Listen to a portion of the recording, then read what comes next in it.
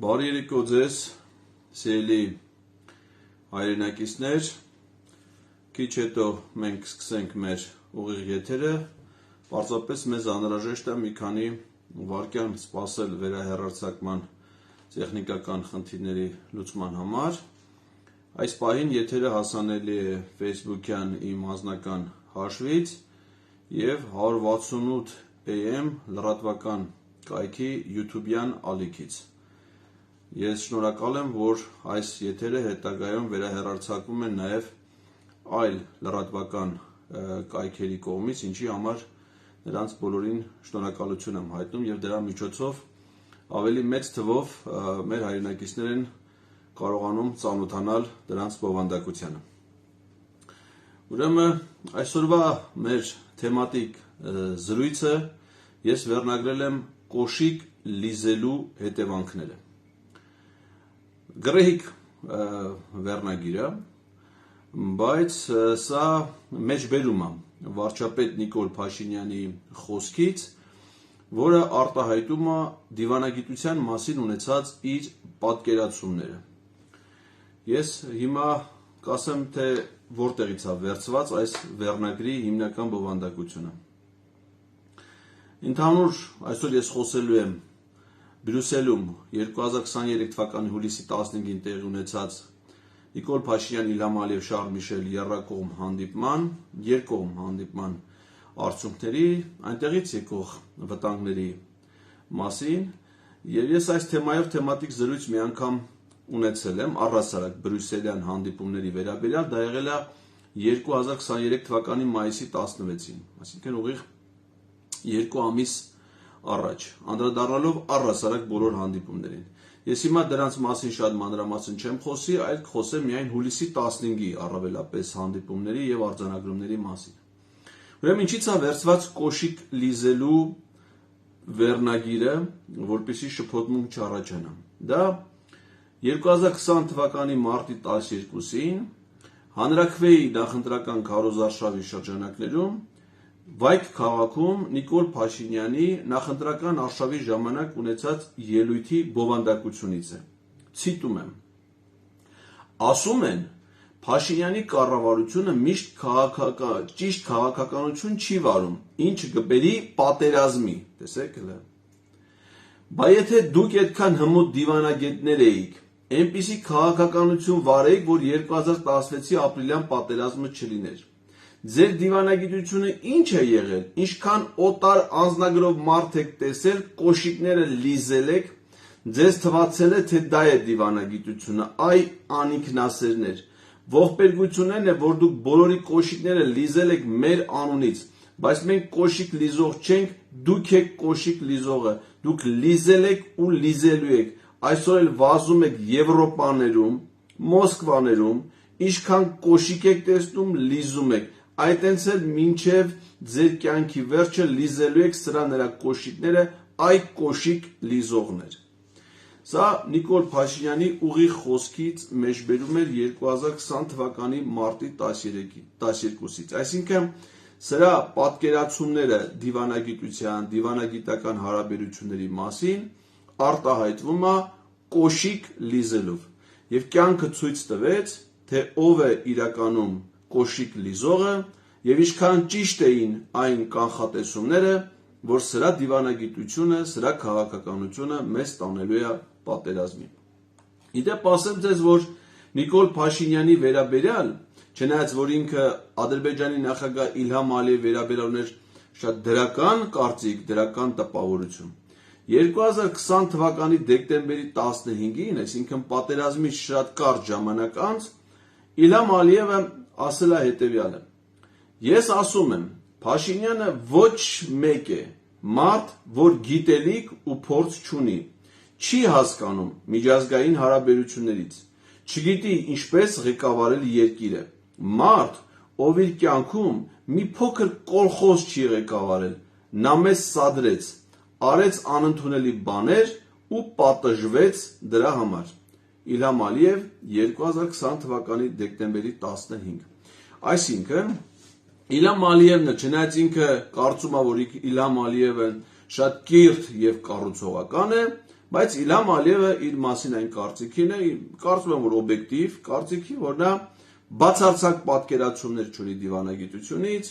միջազգային հարաբերություններից, չի կարողանում երկիր ղեկավարել եւ անգամ փոքր կազմակերպություն իր կյանքում չի ղեկավարել եւ դա հանգեցնում է այս աղետալի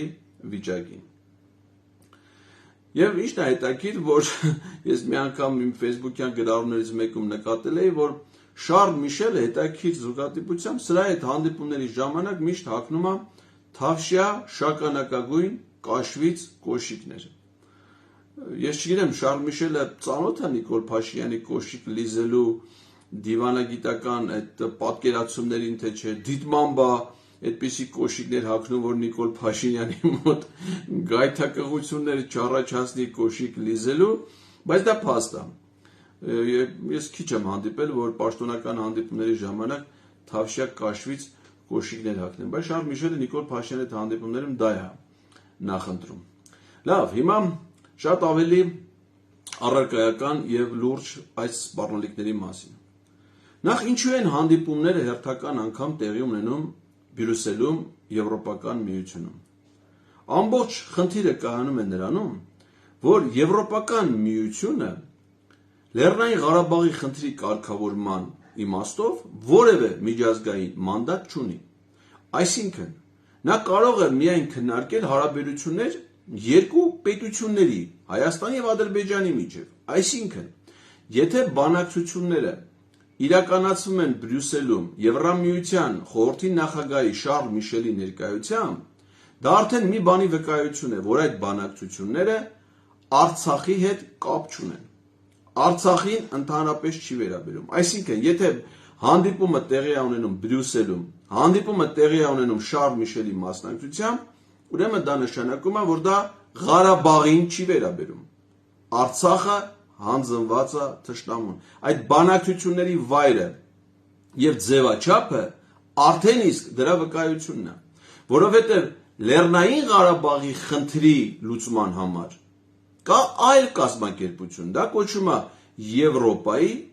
անվտանգության եւ համագործակցության կազմակերպություն, ԵԱՀԿ, որը ստեղծել էր Մինսկի խումբը, եռանախագահության ձևաչափ, Միացյալ Նահանգներ, Ֆրանսիա, Ռուսաստան մասնակցությամբ, որոնք պետք է միջնորդ հանդիսանային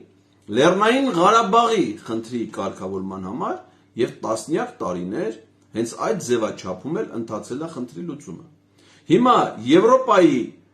անվտանգության եւ համագործակցության հարցերով կազմակերպությունը չի զբաղվում այս խնդրով, եվրոպական երկու երկրների Հայաստանի եւ Ադրբեջանի անվտանգության եւ համագործակցության հետ կապված հարցերով, այլ դրանով զբաղվում է Եվրոպական միությունը, որին ոչ Հայաստանն է անդամակցում, ոչ Ադրբեջանը։ Հարց առաջանում, ինչ կապ ունի Եվրոպական միությունը ոչ միայն Լեռնային Ղարաբաղի խնդրի, այլ առհասարակ Հայաստանի եւ Ադրբեջանի հետ հարաբերություններում, եթե դրանք իր կազմակերպության անդամ պետություններ չեն հանդիսանում։ Նույնիսկ թեկնածու պետություններ չեն հանդիսանում, այսինքն ոչ Հայաստանն է հայտ ներկայացրել Եվրամիության անդամակցելու համար, ոչ Ադրբեջանը, այսինքն ոչ միայն անդամներ չեն այդ կազմակերպության, այլ շատ երկար տեսանելի հեռանկարում նույնիսկ չի նախատեսվում այդ երկրների անդամակցությունը Եվրոպական միությանը։ Հետևաբար հարց առաջանում, ինչ կապ ունի այդ կազմակերպությունը մեր երկու պետությունների հետ հարաբերություններում, առավել եւս Լեռնային Ղարաբաղի խնդրի կարգավորման իմաստով։ Իդեպ ասեմ, որ Հայաստանը եւ Ադրբեջանը օրինակ անդամ են Եվրոպայի խորհրդին, ԵԱՀԿ-ին, անդամ են ԱՊՀ-ին, վերջերս ԵԱՏՄ-ի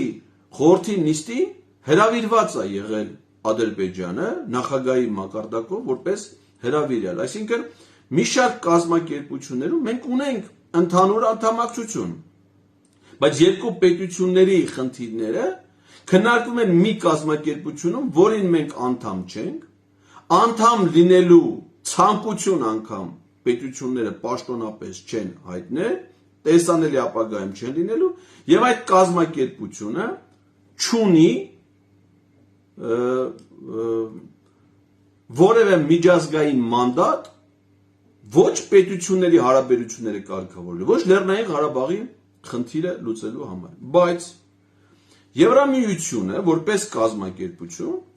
ունի շատ հստակ նպատակներ, խնդիրներ եւ շահեր։ Բնականաբար Շարլ Միշելը կամ վերջին հանդիպումները, որ տեղի ունեցել Վաշինգտոնում, Միացյալ Նահանգները պարապ չեն մնացել հայ-ադրբեջանական խնդիրներով զբաղվելու համար։ Եթե նրանք ունեն ներգրավվածություն, նշանակում է ներգրավված են այս խնդիրի լուծման իմաստով իրենց շահերը առաջ մղելու համար, իրենց շահերի տեսանկյունից։ Իսկ Եվրամիության եւ Միացյալ Նահանգների շահերը բնականաբար շատ հարցերում համընկնում են եւ շատ հաճախ փորձագետները այդ կազմակերպությանը Միացյալ Նահանգներին անդամ երկրներին անվանում են հավաքական արևմուտք, որովհետեւ շատ հարցերում նրանց շահերը ուղղակի նույնն են։ Եվ հարց առաջանում, այդ դեպքում որը կարող է լինել Եվրամիության կամ Միացյալ Նահանգների շահերը մեր տարածաշրջանում։ Պարզ է, որ իրանք առանձին վերցրած Ադրբեջանի հետ շահեր չունեն, առանձին վերցրած Հայաստանի հետ առավել եւս որևէ կոնկրետ շահեր չունեն, հետեւաբար իրենց մեր տարածաշրջանը կարող է հետաքրքիր լինել առավել գլոբալ շահերի համատեքստում, իսկ այդ շահերը հակադրվում են Ռուսաստանի շահերին եւ Իրանի շահերին, պետություններ, որոնք մեզ համար բարեկամ են եւ դաշնակից։ Այսինքն, եթե հիմա Հայաստանը եւ Ադրբեջանը հավանություն են տվել այն գաղափարին, որ իրենց հարաբերությունները պետքա կառուցեն հաշվի առնելով Միացյալ Նահանգների եւ Եվրամիության, այսինքն հավաքական արևմուտքի շահերը, նշանակում է իրենք խնդրի լուծման այնպիսի տարբերակների պետքա գնան, որը վնասի առնվազն կամ հնարավորություն տա հավաքական արևմուտքին այստեղ իրականացնելու հակաիրանական եւ հակառուսական իրենց մտադրությունները։ Իսկ որ իրենք այդպիսի մտադրություններ ունեն, դրա համար ոչ դիվանագետ է պետք լինել դա հասկանալու համար, ոչ միջազգայնագետ, ոչ քաղաքագետ, դրանք այնքան պարզ են, այնքան տեսանելի, առավել եւս հիմա ռուս-ուկրաինական լարվածության ռազմական գործողությունների համատեքստում։ Նշանակում է, որ հիմա Հայաստանն ու Ադրբեջանը ըստ էության դաշինք են կազմել հակառուսական եւ հակաիրանական քաղաքականություն իրականացնելու եւ այդ պետությունների դեմ գործողություններ իրականացնելու համար։ Եվ եթե Ադրբեջանի պարագայում դա ինչ որ իմաստով կարելի է հասկանալ, որովհետեւ Ադրբեջանը դա Թուրքիայի ֆորպոստ պետություն է, դա ացանցիալ երկիր է, իր բոլոր շահերով, խնդիրներով, ապա հարց առաջանում. ինչի է Հայաստանը վարում քաղաքականություն, որը պետք է հակադրվի մեր բարեկամ Իրանի եւ մեր դաշնակից Ռուսաստանի հետ հարաբերություններին։ Եվ հետեւաբար հարց առաջանում, թե ինչ վտանգներ կարող է մեզ համար առաջացնել այս քաղաքականությունը, որը ոտքից գլուխ ըստ էության արկածախնդրությունը։ Ուրեմն ինչն է նաև հետաքրքիր, որ Եվրոպական միությունը իդեմը Շարլ Միշելի ներգրավելով հայ-ադրբեջանական խնդրի կարգավորման այս գործընթացում հանդես է գալիս հայտարարություններով, որոնք հակադիր են Եվրամիության պաշտոնական դիրքորոշումներին։ Ես չգիտեմ, Շարլ Միշելը ինքը փորձառու քաղաքական գործիչ է, ինքը վարչապետ է եղել Բելգիայում, երկարամյա քաղաքական գործունեությամբ զբաղվել եւ հիմա էլ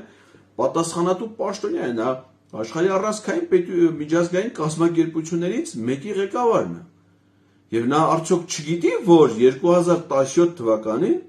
Եվրամիության եւ Հայաստանի միջեւ կնքվել է համապարփակ եւ ընդլայնված գործընկերության համաձայնագիր,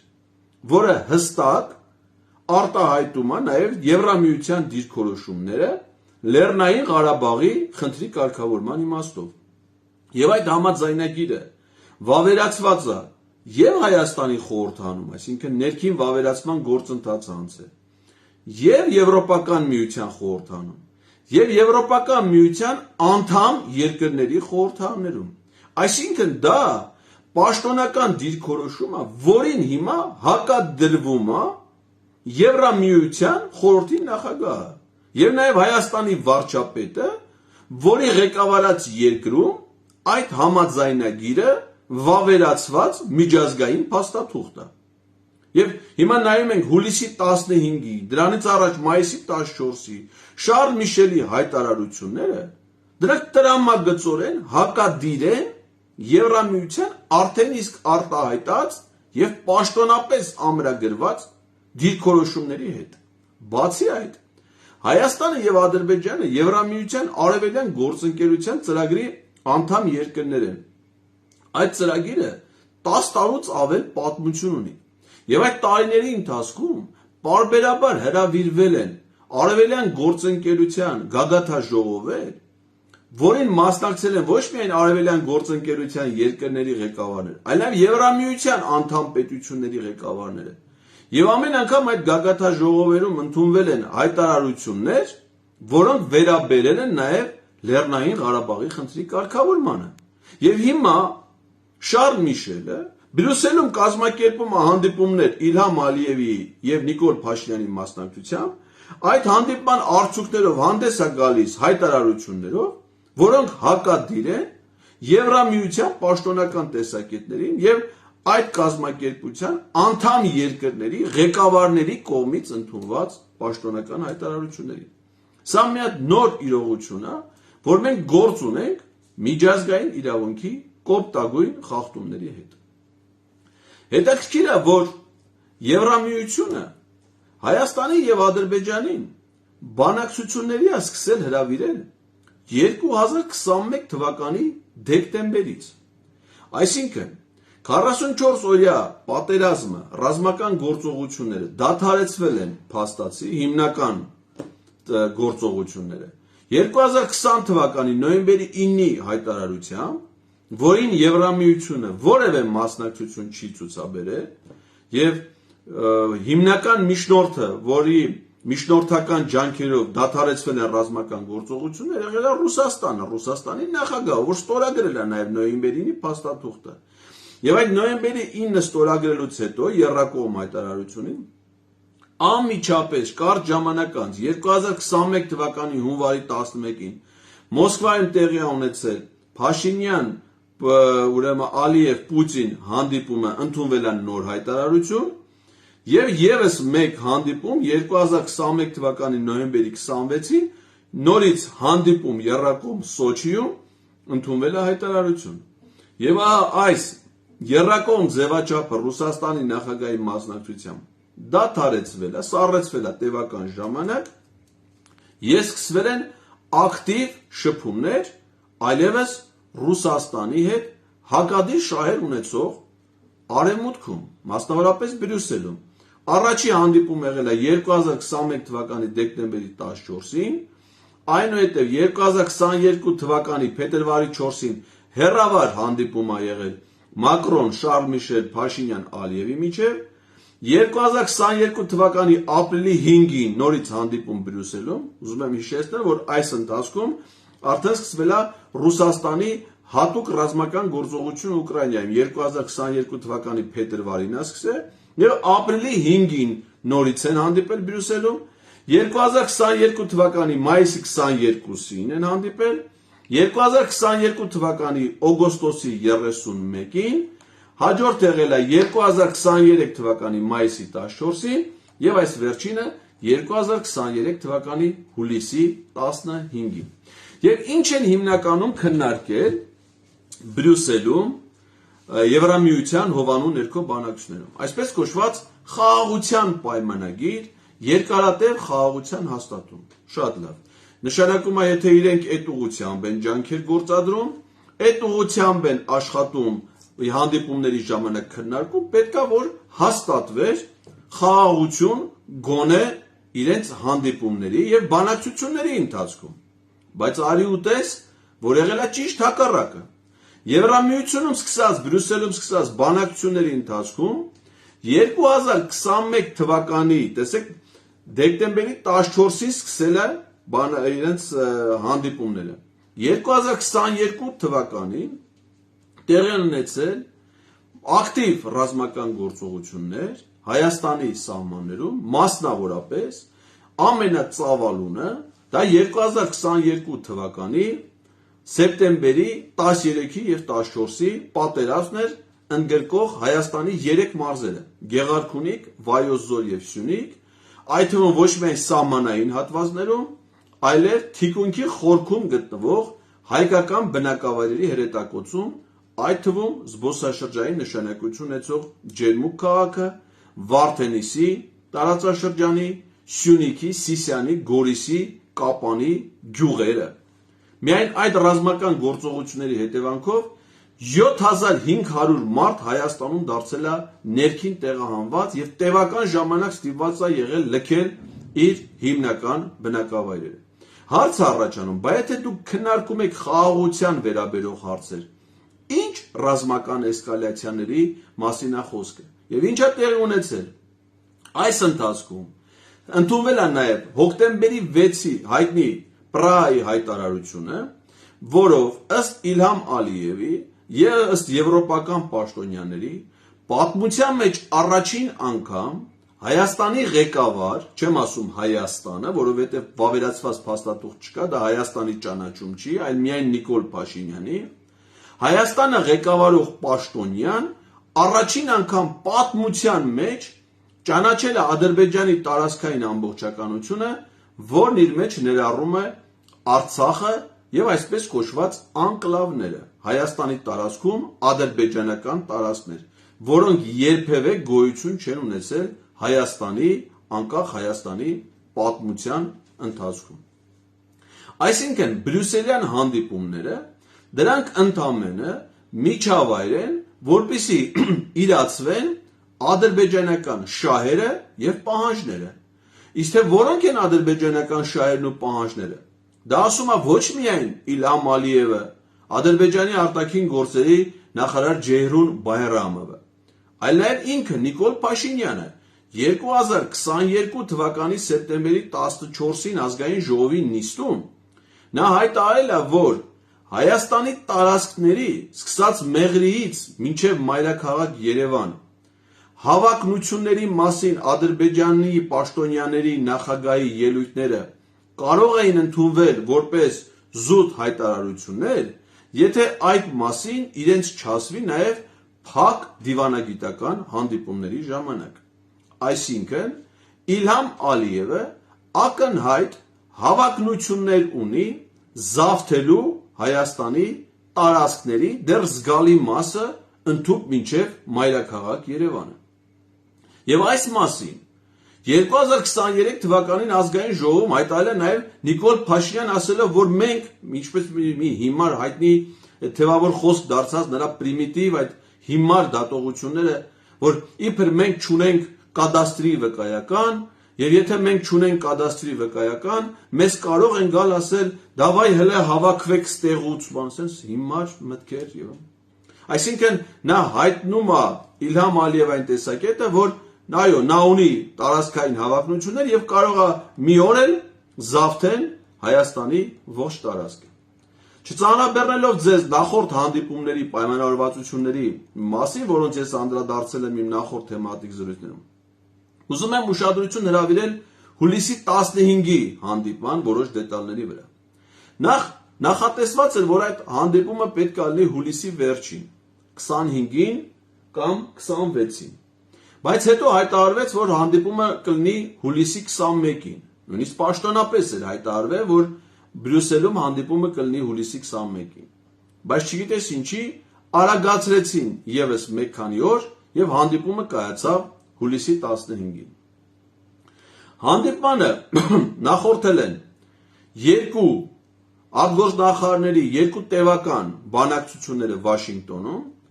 որոնք որևէ էական արդյունք չեն տվել եւ ըստ ԱՄՆ պետքարտուղար Բլինքենի հայտարարությունների սկզբունքային հարցերի վերաբերյալ կողմերը չունեն ընդհանուր տեսակետներ եւ պայմանավորվածություններ։ Առաջի Վաշինգտոնյան բանակցությունների տապալման կապակցությամբ Պրահայում Ազատություն ռադիոկայանի թղթակցին տված հարցազրույցի ժամանակ Նիկոլ Փաշինյանը հայտարարել էր, որ բանակցությունների տապալման պատճառը այն է,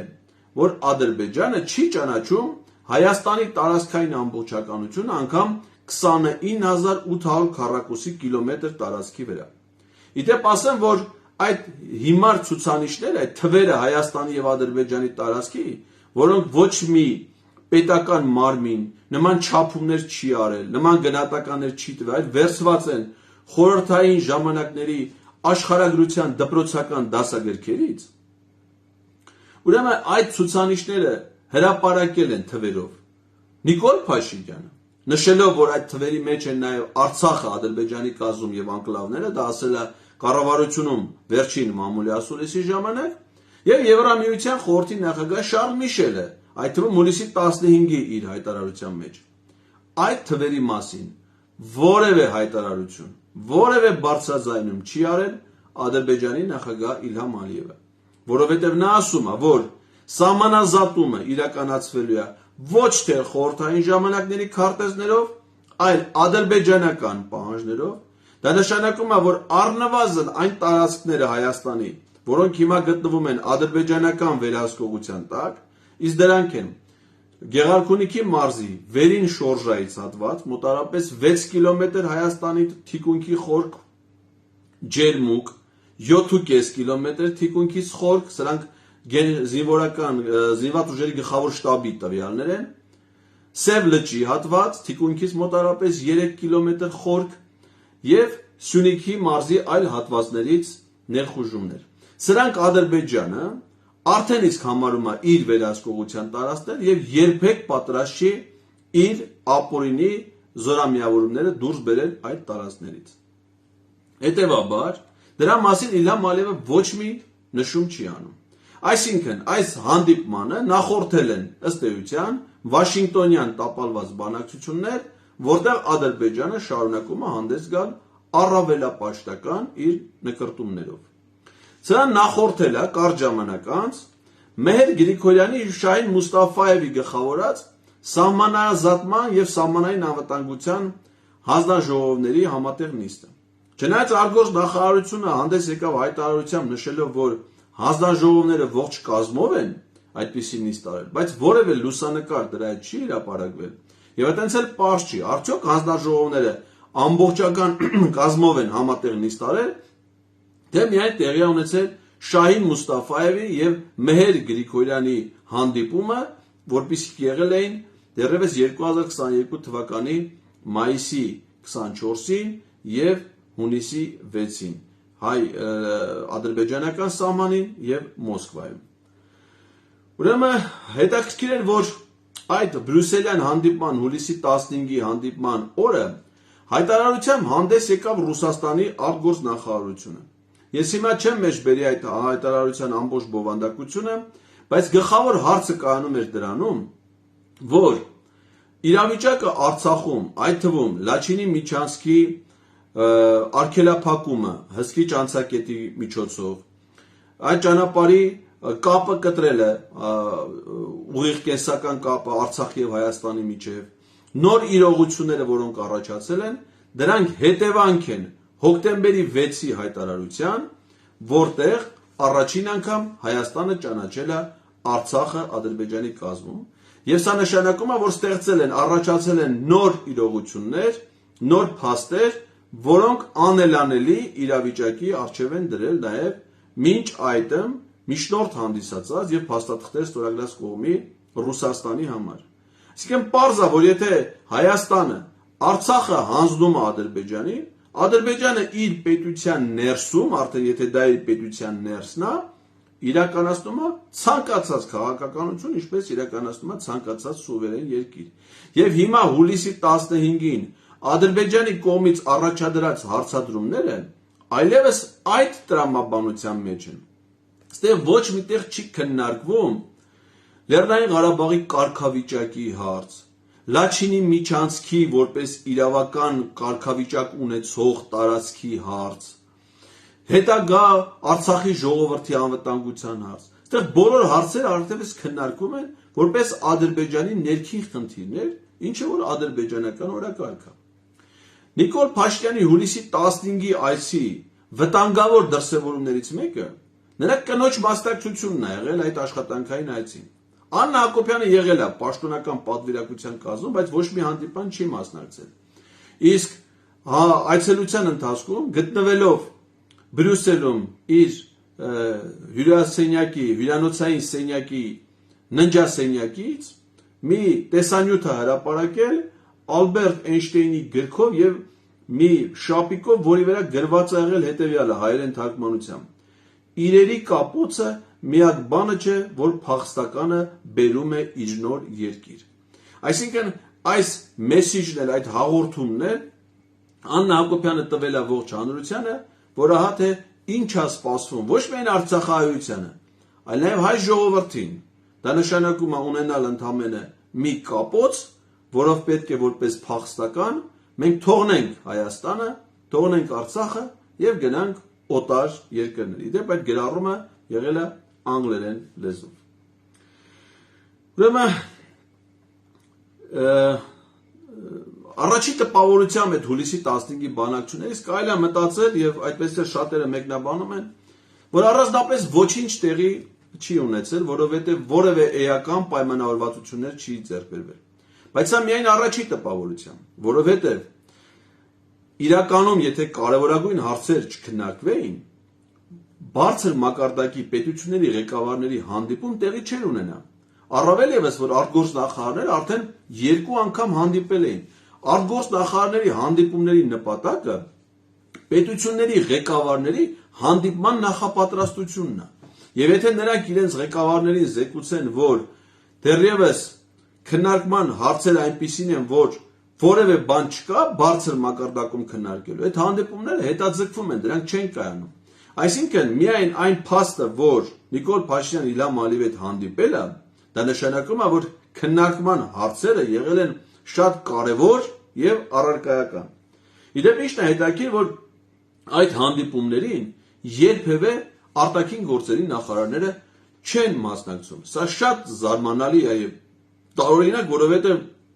օրինակ իմ դիվանագիտական աշխատանքի ընթացքում ես չեմ հիշում Սերժ Սարգսյանի որևէ պաշտոնական կամ աշխատանքային այցելություն, որ իրեն չողեկցի արտաքին գործերի նախարար Էդվարդ Նալբանդյանը։ Եվ ահա այս Նիկոլ Փաշինյանի սեպարատ միանձնյա գործելու գործելավոճը նաև արտահայտվում է այս կարևոր հանդիպումներին։ Իդեպ ասեմ, որ հանդիպումների ժամանակ երկու իրարից տարբերվող հարցերը հրապարակումներ են արել պաշտոնական Հայաստանի կառավարությունը եւ Ադրբեջանի նախագահի կայքը։ Նիկոլ Փաշինյանի հաղորդագրության մեջ ասում է, որ քննարկված հարցերից են Լաչինի միջանցքի ապօրինի արգելափակումը, իսկ ադրբեջանական հաղորդագրության մեջ ասում է, որ քննարկվել են Լեռնային Ղարաբաղում գտնվող հայկական ապօրինի կազմավորումների դուրսբերման հարց, այսինքն բնական է խոսքը վերաբերվում է Արցախի պաշտպանության բանակին, որը Նիկոլ Փաշինյանի թեթև ձեռքով առանց որևէ պայմանագրի, առանց որևէ փաստաթղթի 20 թվից հետո արդեն սկսել է դրա լուծարման գործընթացը, որովհետև պատերազմից հետո Արցախի պաշտպանության բանակից եղել է միայն զորացրում եւ զորահամալրում Հայաստանի քաղաքացի ժամկետային զինծառայողներով չի իրականացվել, ինչի հետևանքով պաշտպանության բանակի թվաքանակը էապես կրճատվել է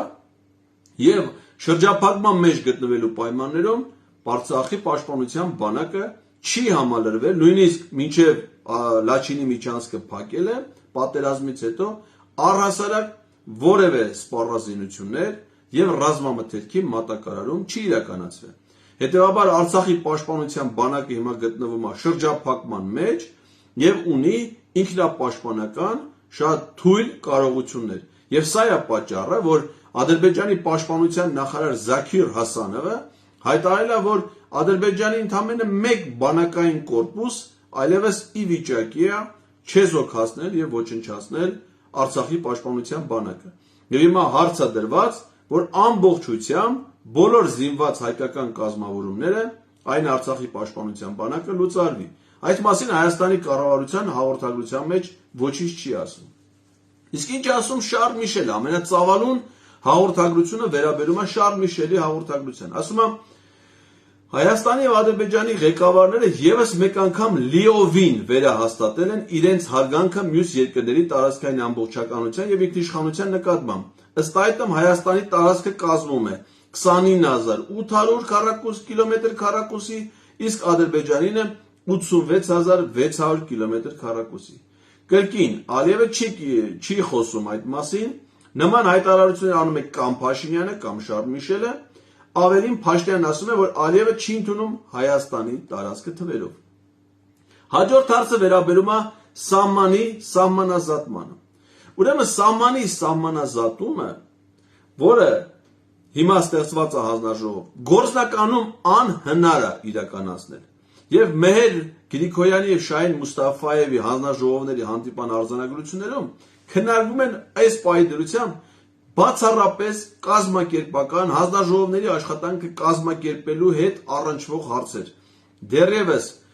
1 մետր սահմանի հստակեցում այդ հանձնաժողովների կողմից չի իրականացվել։ Հաղորդակցություն։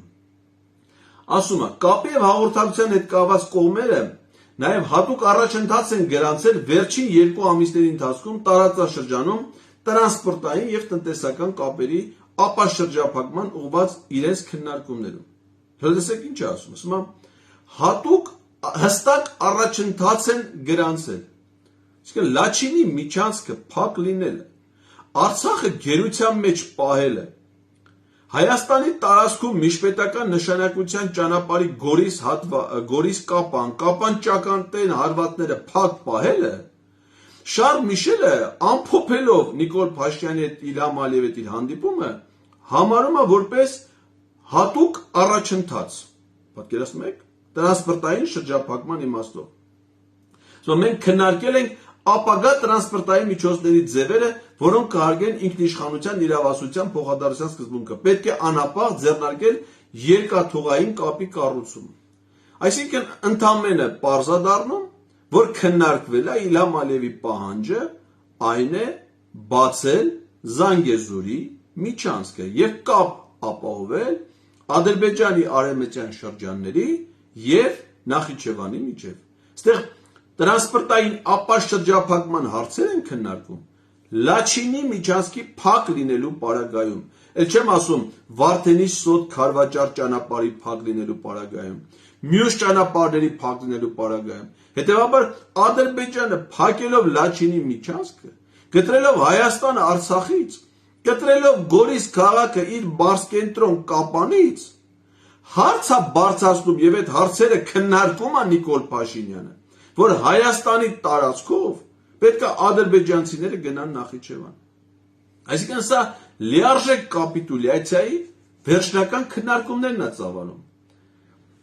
եւ իրականացնում է Զանգեզուրի միջանցքը։ Իդեպ ասեմ, որ այս խնդիրը Իլհամ Ալիևը ասել է, որ մասամբ լուծված է Զանգեզուրի միջանցքի, որովհետեւ օթային հաղորդակցությունը Զանգեզուրի միջանցքով արդեն գոյություն ունի։ Եվ այդ իմաստով ճիշտ ասում, որովհետեւ մինչ օրս շարունակում են ամենօրյա կանոնավոր չվերթները Գյանջա Նախիջևան, Բաքու Նախիջևան ուղղություններով, որոնք թռնում են Վայոց ձորի մարզի օդային տարածքով։ Ռադար 24 ծրագիրով այդ application հավելված ունի հեռախոսում, կարող են հիմա ներբեռնել եւ նայել թեորական քանի չվերթը Հայաստանի օդային տարածքով Սյունիքով եւ Վայոց ձորով անցնում Ադրբեջանը Նախիջևանի հետ կապող։ Եվ չնայած այն բանին, որ Թուրքիան փակել է օդային տարածքը հայաստանյան ծագում պատկանելություն ունեցող ավիաընկերությունների օդանավերի համար, հայկական ոչ մի օդանավ չի կարող մտնել Ադրբեջանի օդային տարածք, մինչև հիմա է դա փակ, Թուրքիան անգամ փակ է Հայաստանի օդային տարածքը, բացում են միայն կառավարական օդանավի համար, որ ասենք Նիկոլ Փաշինյանը գնա մասնակցի Ռեջեփ Թայիփ Էրդողանի ինագուրացիա արարողությանը եւ ծափահարի այն ժամանակ, երբ որ ինքը գրկախառնվում է Իլհամ Ալիևի հետ։ Բայց քաղաքացիական օդանավերի համար օդային տարածքը փակ է, իսկ Հայաստանի օդային տարածքը մինչև հիմա բաց է եւ Իլհամ Ալիևն ասում է, որ դա նույնպես Զանգեզուրի միջանցք է, օդային հաղորդակցության խնդիրը արդեն լուծված է եւ իրանց մնում է լուծել միայն ցամաքային, այսինքն ավտոմոբիլային եւ ուրեմն երկաթուղային հաղորդակցության հարցը։ Իդեպ ասեմ, այս Շարլ Միշելի հայտարարության մեջ վաղուց այլևս ոչ մի խոսք չկա Արցախի գազամատակարարման խափանման, էլեկտրամատակարարման խափանման, այսինքն տնտեսական ենթակառուցվածքների, տրանսպորտային ենթակառուցվածքների մյուս տեսակների վրա։ Այս հարցը արդեն ընդհանրապես շրջանառությունից դուրս է մնացել։ Ուրեմն հաջորդ հարցը կոչվում է մարդասիրական հարցեր։ Մենք քննարկել ենք Ղարաբաղի հայ բնակչության վիճակ եւ Լաչինի միջանցքի շուրջ ստեղծված վիճակը եւ որպես Լաչինի ճանապարհի հետ քննարկման հարց առաջ են բերել, այդ մասին այսօր խոսել է նաեւ Եվրամիության հատուկ ներկայացուցիչ Տոլվո Կլարը, ասում է, որ Աղդամի կողմից մարդասիրական բեռների մատակարարումների ապահովելու հնարավորության հարց պետք է ստեղծվի, այսինքն ոչ միայն Լաչինի միջանցքը պիտի բացվի, այլ Աղդամով պետք է մատակարարումներ լինեն։ Դե պարզ է, որ Լաչինի միջանցքը չի բացվել եւ չի բացվելու, քանի Հայաստանի վարչապետը Նիկոլ Փաշինյանն, Ադրբեջանի նախագահն Իլհամ Ալիևը, սրանք որպես մարդասիրական հարց քննարկում են Աղդամով մատակարարումների ապահովման հարցը։ Եվ այստեղ հետաքրքիր հարց առաջանում։ Եթե քննարկվում է Ղարաբաղի հայ բնակչության հարցը, օրինակ, ինչի չի քննարկվում Հադրութի հայ բնակչության վերադարձը Հադրութ, Շուշիի բնակիչների վերադարձը Շուշի, Մատաղիսի բնակիչների վերադարձը Մատաղիս, Թալիշի բնակիչների վերադարձը Թալիշ։ Ադրբեջանը ինչ ասում։ Ասում է, որ եթե նրանք դարձան Ադրբեջանի քաղաքացիներ, նրանց իրավունքները կհարգվեն, չէ, պետք է ուղիղ երկխոսություն լինի, սրանք են ասում Ստեփանակերտի ցակասը հաջորդ հարցն է։ Եվ Բաքվի միջև։ Այսինքն որ ինչ քննարկվի, որ Արցախահայերը ապրեն Արցախում, Իտո հադրութիցիներն էլ ապրեն Հադրութում, այսինքն եթե Ադրբեջանը հիմա լիարժեք վերահսկողություն է ուզում հաստատի Արցախի նկատմամբ, հիմա ինքը Արցախի մի հատվածի նկատմամբ ամբողջ Հադրութի շրջանի նկատմամբ վերահսկողություն ունի։ Հələ մի հատ թույլատրի Հադրութի բնակիչները վերադառնան Հադրութում, իրենց տներում որտեղ ապրել են, այնտեղ ապրեն։ Իդեպ ասեմ, Ադրբեջանի կողմից մինչ օրս ոչ միայն Հադրութի մյուս գյուղի, անգամ Շուշի քաղաքի բնակեցման որևէ ծրագիր չի իրականացվել։ Այսինքն Շուշի քաղաքում դեռևս քաղաքացիական բնակչություն գոյություն չունի։ Եթե մի քանի ընտանիքներ կան, դրանք ընդեղի զինվորականների, հատուկ ծառայությունների աշխատակիցների ընտանիքի անդամներ են։ Վերաբնակեցման ծրագիր դեռևս օկուպացված տարածքներում չի իրականացվել։ Բայց եթե դու Ադրբեջան ասում ես, որ կարա արցախցիների իրավունք պահես, իրենք ապրեն որպես ադրբեջանի քաղաքացիներ։ Հիմա Հադրութը լիարժեք ադրբեջանական վերահսկողության տակ է։ Դոլը մի հատ քննարկվի, Հադրութի բնակիչները գնան Հադրութում, առանց շրջափակման, մի հատ այնտեղ ապրեն։ Տեսնենք ստացվում է նրանց ապրելը։ Դու կարողանում ես երաշխավորել նրանց կյանքի իրացման հնարավորությունները այդ տարածքում, որ մտածեք, ասենք, որ կարող է նաև դա լինի Ստեփանակերտում, Մարտունիում, Ասկերանում կամ Մարտակերտում։ Ակնհայտ է, չէ, որ այդպիսի հարցեր անգամ չի քննարկվում, եւ Նիկոլ Փաշինյանը այդ հարցերը նույնիսկ չի բարձրացնում։ Հիմա անվտանգության իր էս ասում, Բաքվի եւ նայեք ինչ տերմին է սկսել գործածվել։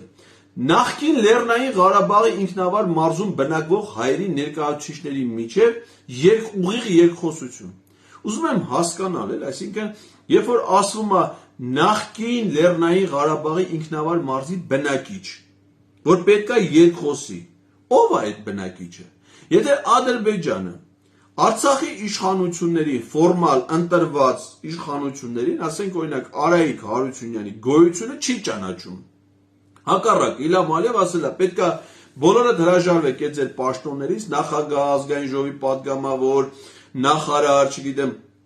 որպեսզի ես ձեզ չդատեմ, համաներում կիրառեմ։ Բայց դա չի ընդունում Արայիկ Հարությունյանին որպես ընտրված Արցախի բնակչության ներկայացուցիչ։ Բա ում հետ ինքը պիտի բանակցի, վիճակահանություն պիտի անեն Ստեփանակերտի բնակիչներից, ով պետք է գնա նրա հետ, կամ նրա հետ պիտի բանակցի։ Ինչ բանակցությունների մասին է խոսքը։ Բայց Շարլ Միշելը չի լսել Իլհամ Ալիևի մինչ այդ ունեցած հայտարարությունները, որ ասում է ոչ մի հատուկ կարգավիճակ, ոչ մի առանձնահատկություն հայերը Ադրբեջանում չեն ունենալու։ Ադրբեջանը բազմազգ պետություն է, Իլհամ Ալիևի խոսքերն եմ, ոչ բառացի մեջ բերում։ Ադրբեջանը բազմազգ պետություն է, հիմա էլ կան բազմաթիվ ազգեր, որոնք ապրում են, հայերն է կլինեն դրանցից մեկը, պետք է ենթարկվեն Ադրբեջանի սահմանադրության եւ օրենքներին։ 10 տարի լրացավ պիտի գնան Ադրբեջանի բանակում ծառայեն, դպրոցներում պիտի սովորեն ադրբեջաներեն որպես իրենց պետական լեզու, շատ կարող ունենան մշակութային խմբակներ եւ այլն ինքնավարության բանը, ներքին ազգային երգ ու պար եւ բան, իրենց գործվածները կրեն, չգիտեմ, տենց այսինքն ինչ ուղիղ երկխոսության մասին է խոսքը, որ սրանք հիմա բերեն Բաքվի եւ Ստեփանակերտի հայ բնակչության միջև շփում։ Պարզաբար նման բան գոյություն չի ունելու եւ այդ անմիտ մտածմունքներով ընդամենը շղարշ են ստեղծում, ժամանակ են ձգում։ Ձերբակալվածների վերաբերյալ հարցում ոչ մի խոսք չկա 2020 թվականից գերության մեջ գտնվող հայ ռազմագերիների վերադարձի մասին։ Ընդամենը անդրադարձ կա, տեսեք ինչ ձևակերպում է։ Ղեկավարները վերահաստատեցին իրենց հավատարմությունն առայն, որ զինվորների ազատ արձակումը, ովքեր անզգուշորեն անցնում են մյուս կողմը, կհեշտացվի։ Այսինքն անզգուշորեն անցած կողմ ակնհայտ է, չէ՞ թե սա ում է վերաբերում։ Սա վերաբերում է այն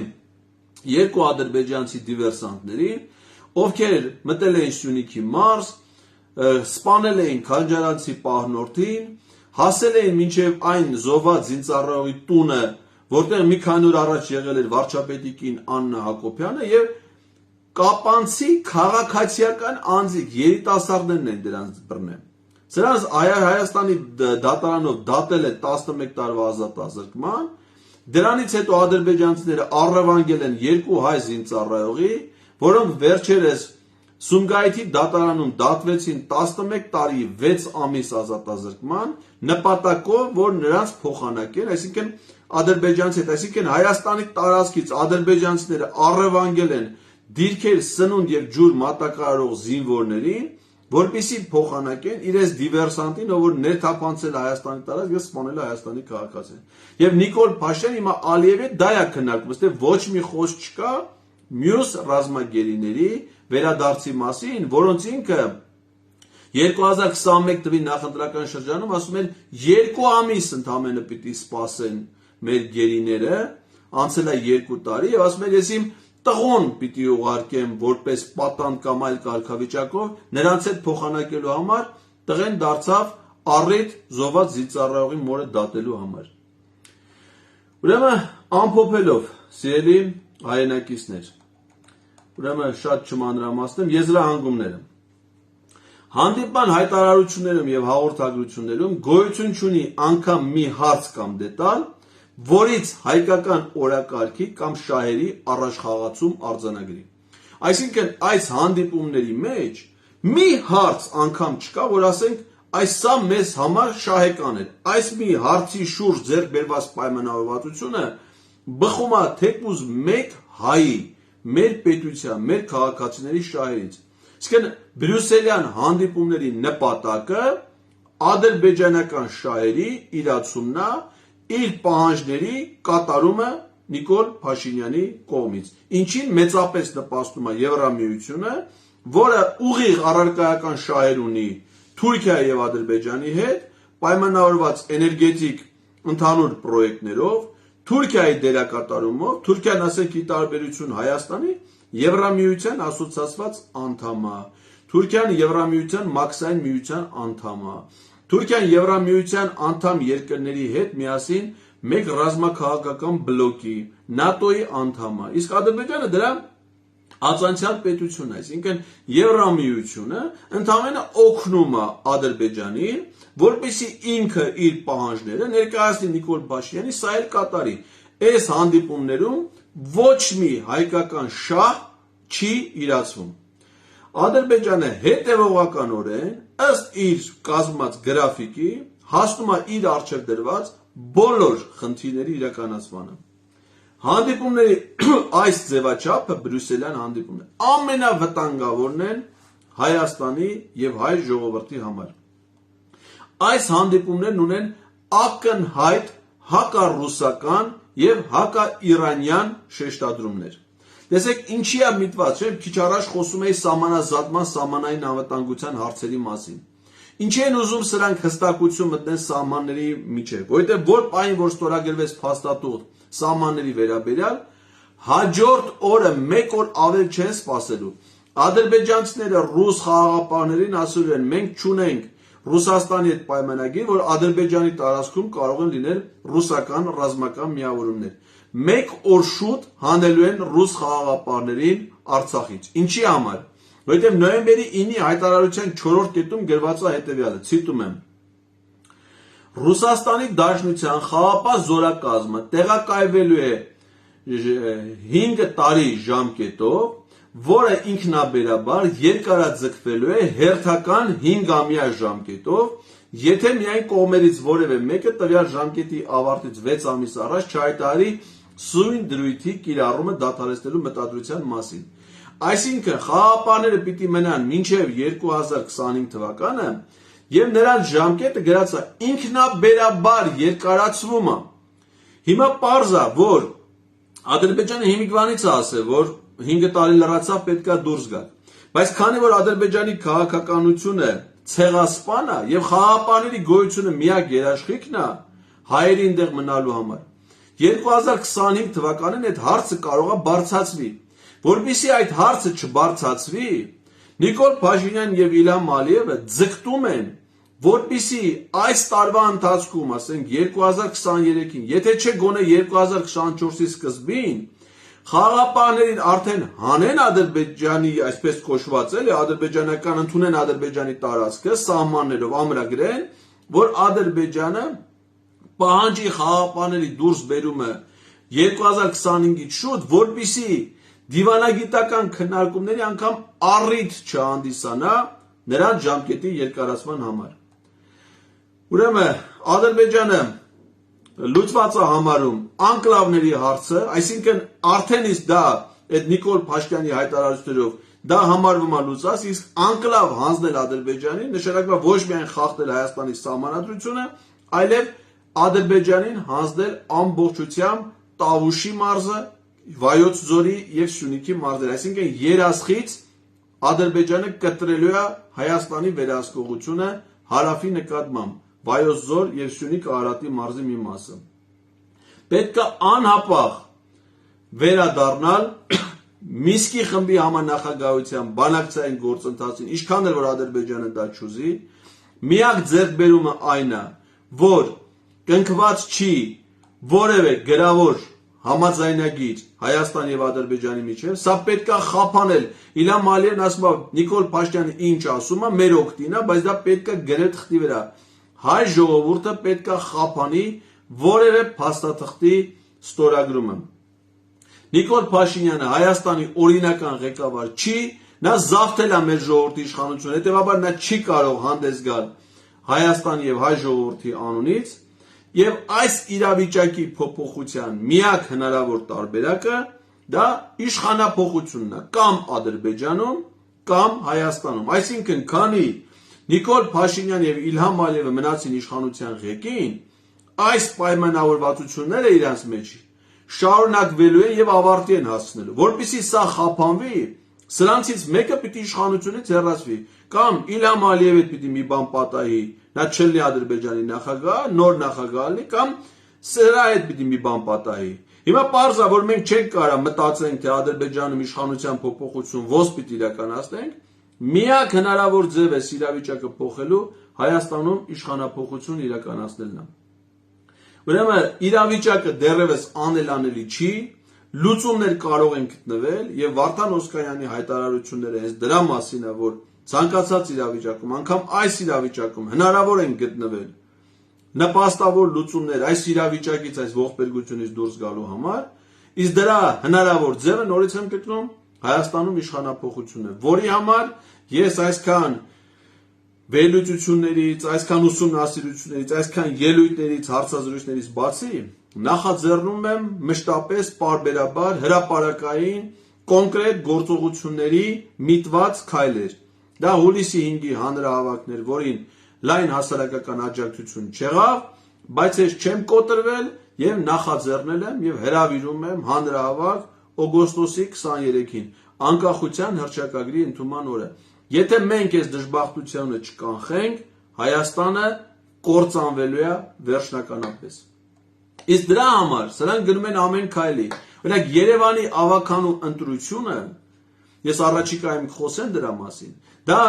ոչ թե դրա համար է, որ Ավինյանը լինի քաղաքապետ եւ այլն, այլ դա դրա համար է, որ Նիկոլ Փաշինյանը իր վարչական ուժը կիրառելով, բանով ցույց տա, որ Հայաստանի բնակչությունը, Երևանը Հայաստանի բնակչության կեսն է, որ իրեն դեռ վստահում են, որպեսզի ինքը համարի, որ ինքը նոր մանդատ է ստացել ժողովրդից, որպեսզի գնա ստորագրի Հայաստանի վերջնական կապիտուլյացիայի պայմանագրից։ Երևանի ավականու ընտրությունը դա ունի չափազանց կարևոր քաղաքական նշանակություն։ Դրա համար այդ ընտրությունների վերաբերյալ մեր հասարակության վերաբերմունքը պետք է լինի չափազանց պատասխանատու եւ խափանի սրանց ծրագրերը։ Ես հուլիսի 21-ին ժամը 12-ին Էլիտ Պլազա բիզնես կենտրոնում հրավիրել եմ մամուլի ասուլիս, որտեղ կներկայացնեմ որպես տեղական ինքնակառավարման հարցերով փորձագետ տեղական ինքնակառավարման մարմինների խայտառակ ընտրությունները Հայաստանում ադրբեջանա-թուրքական հեղափոխությունից հետո 2018-2023 թվականներին։ Եվ այդ եզրահանգումը հենց դա է լինելու, որ պետք է խափանել այս հանցախմբի կեղտոտ ազգադավ ծրագրերը եւ ադրբեջանա-թուրքական շահերի իրականացման իրենց նպատակները։ Այսքան այսօրվա համար, շնորհակալ եմ ձեր ուշադրության համար։